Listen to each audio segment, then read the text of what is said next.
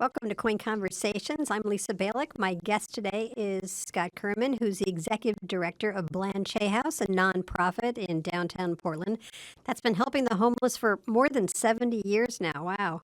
Scott, thanks for joining us today.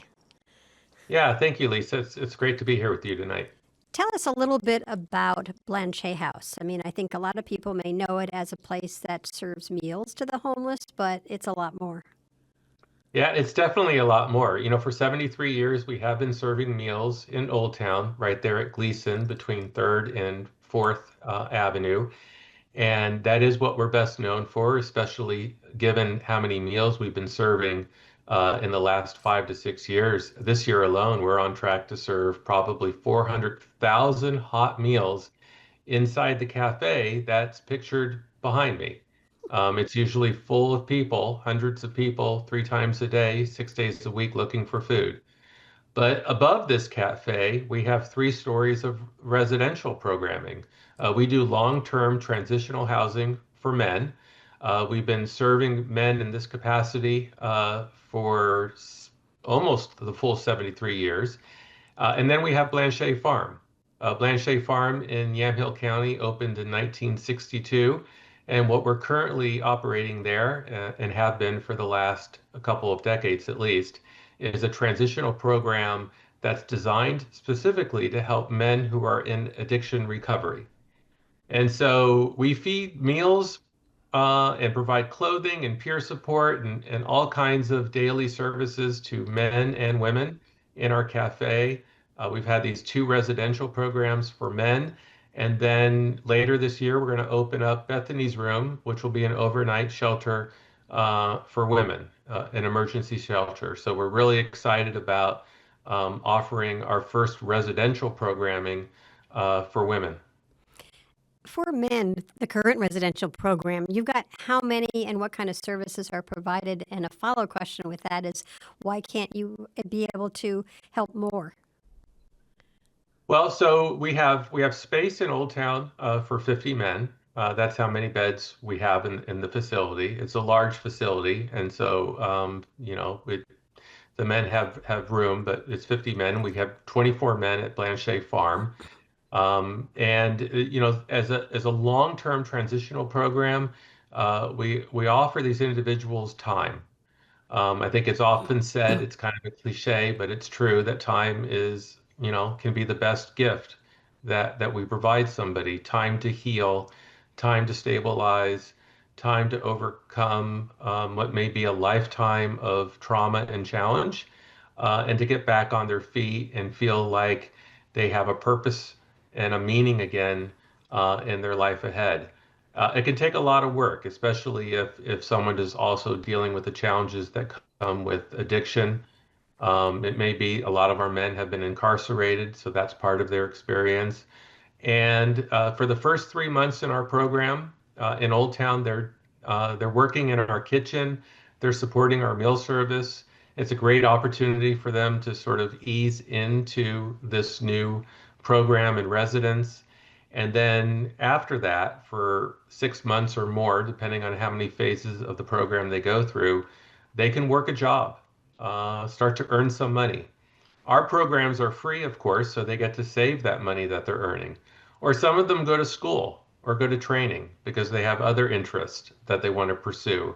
And so getting a job right away is not top of their list.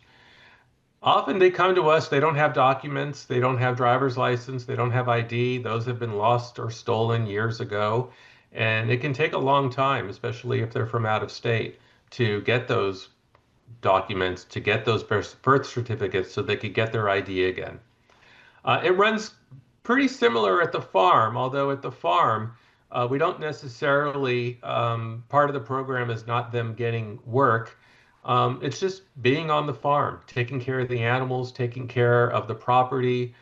We have a wood shop so they can learn how to work with wood. It's very therapeutic, but we've also had people through that experience go on to get jobs and to build careers in that field. We just got grant funding and we're going to build a metal and welding lab at the farm. We have a beekeeping program. We've had a couple of residents already go into careers in beekeeping because of that experience. And so we have a lot of social enterprise opportunities at the farm. It really lends itself to that. And we're excited about deepening the way that Blanchet farm residents can engage in those social enterprise activities and find pathways for themselves that they probably didn't know they would ever take. What's the success rate in terms of people going through there, having the housing, having some training, job opportunities? What's your, gauge as to what percent are able to then move forward?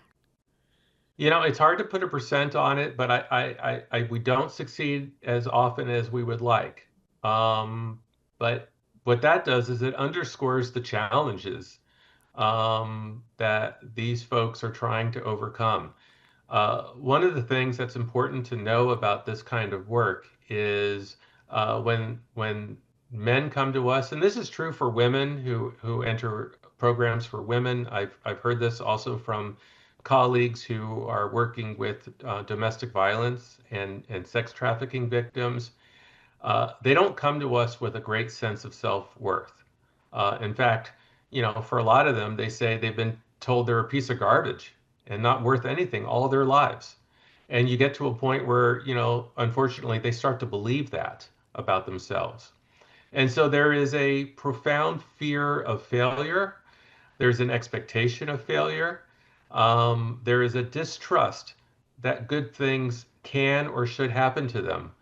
I can't tell you how many times I'll have a resident come up to me either at Blanchet House in Old Town or Blanchet Farm and thank me profusely for the opportunity that we've provided for them. And they always end that with, I don't deserve it. This place is too good for me. You people are too good to me. I don't deserve this. And what I say to them every time is that you absolutely deserve it. You have a lot to be proud of. And we're proud of you, and we value you, and we appreciate you. But that's not how they see themselves. That's not how they feel about themselves. And so we experience self-sabotage. Guys who are on the precipice of moving out, graduating, will self-sabotage themselves because that fear of failure is so pronounced that they just would rather rip the Band-Aid off and get it over with. So I think one of the things I've really come to appreciate in the 6 years that I've done this work is just how hard it is for people to move on given the circumstances of their life. And for people who are suffering with addiction, I have come to firmly believe that overcoming addiction is the hardest thing an individual will probably ever do in their life because they have to do it every single day. And they have to do it through good times and bad times and through truly traumatic and tragic times. But maintaining that recovery is an ongoing battle. So to get back to your question, how do you measure success? If a person is sober in our program for 9 months and is employed and is doing things to work on themselves and then relapses in the 10th month, is that a failure? Or is that 9 months of success, perhaps the longest period of their sobriety in more than a decade? What if they graduate from our program and they relapse a year later or 5 years later? Is that a success or is that now a failure? So honestly, Lisa, I have come to really change how I even view the question in terms of successes and failures because we are asking people to overcome a lot in their lives. What do you think is needed to bridge the gap between what you're saying, people giving it their best effort, some help available, but somehow they're not making it across? Right. What do you see? I mean, people would say, look, there's millions of dollars that are being spent. But if there was one thing that you could identify, what would you say it is? Can I give you three things? Sure, Great, absolutely. Thank great. you. Because it's an excellent question. I think one is we need to really increase our level of empathy and understanding. Um, Look, it's hard out there. This has been a really terrible and difficult 5 or 6 years if we want to sort of start the clock from the pandemic. And everybody, is suffering in some way in our community, not just the people that we serve. And of course, we all want a quick fix. We want a solution that is just finally going to, smooth the path towards success and the change that we want in our community. And the problem is that there are no quick fixes. There are no easy solutions. The challenges are so varied and complex that it's going to take different actions and solutions um, to help different people in different circumstances. And we have to be patient. Progress is going to be slow, and it's not always going to be linear. And I know that's a lot to ask because I think none of us are feeling a great deal of patience right now. I'm the first to acknowledge this has been hard, and I know that there are community members who are feeling how hard it is, and I'm scared because I think it's going to get harder.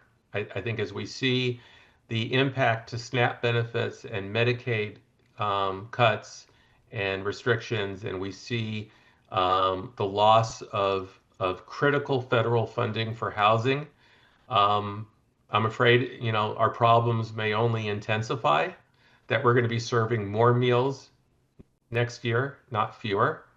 And that leads me to the second way I want to respond to your question, and that is we need the community to be more open to giving second and third and fourth and 10th chances to the people that we're serving and that other organizations are serving.